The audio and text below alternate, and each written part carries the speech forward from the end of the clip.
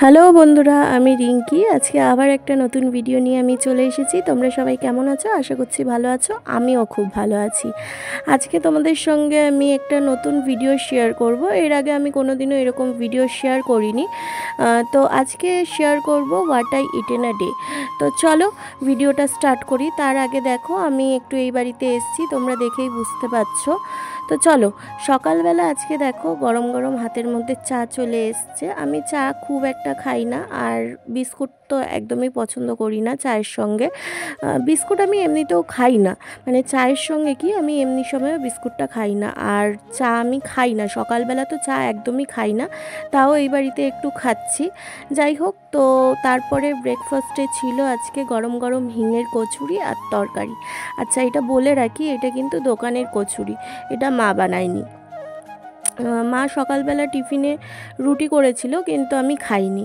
তো দুপুরবেলা আজকে লাঞ্চে কী ছিল চলো শেয়ার করি তোমাদের সঙ্গে। আজকে লাঞ্চে সবকটাই আমার ফেভারিট ডিশ হয়েছিল।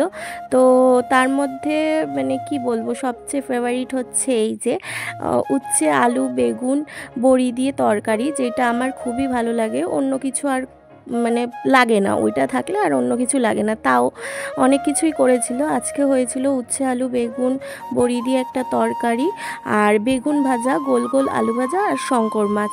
তোমাদের বলে রাখি, শঙ্কর মাছে যেহেতু আলু দেয়নি, সেই জন্য মাকে আমি বলেছিলাম যে একটু আলু ভাজবে, তো সেই জন্য একটু গোল গোল করে আলু ভেজেছিল। তো প্রথমেই দেখো আমি উচ্ছে আলু বেগুন চচ্চড়ি দিয়ে খেয়ে নিলাম। আর কি বলবো, জাস্ট অসাধারণ। তোমাদের বললাম যে এইটা থাকলে আমার আর কিছুই লাগে না। আর তারপরে দেখো গরম গরম ভাতের সঙ্গে বেগুন ভাজা।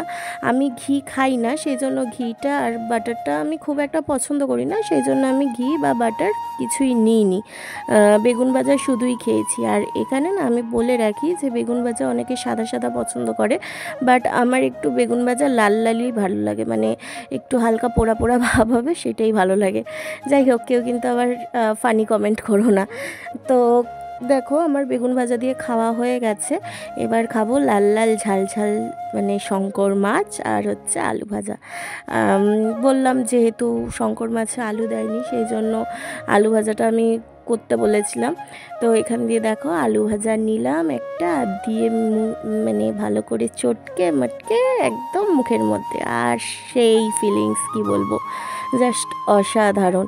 এই শীতকালে হচ্ছে মাংসর থেকে মাছের থেকে, মানে মাছ তো আমি খাই না, নর্মালি কোনো মাছই আমার খুব একটা ভালো লাগে না। শঙ্কর মাছ ইলিশ মাছ এইসবই খাই। লোটে মাছ, এই লোটে মাছও খুব ভালো লাগে, কিন্তু এখন খুব একটা লোটে মাছ পাওয়া যায় না।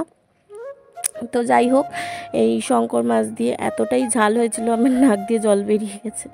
তো শঙ্কর মাছ দিয়ে খাচ্ছি, শঙ্কর মাছ আর আলু ভাজা দিয়ে একটু মেখে খেলাম। আর শীতকালে এই শঙ্কর মাছ তো উফ, সেরা টেস্ট, সেরা। আর অন্য সময় মনে হয় খুব একটা পাওয়াও যায় না, আমি দেখিনি গরমকালে মানে পাওয়া যায় কি যায় না জানি না, কিন্তু শীতকালে অ্যাভেলেবেল থাকে।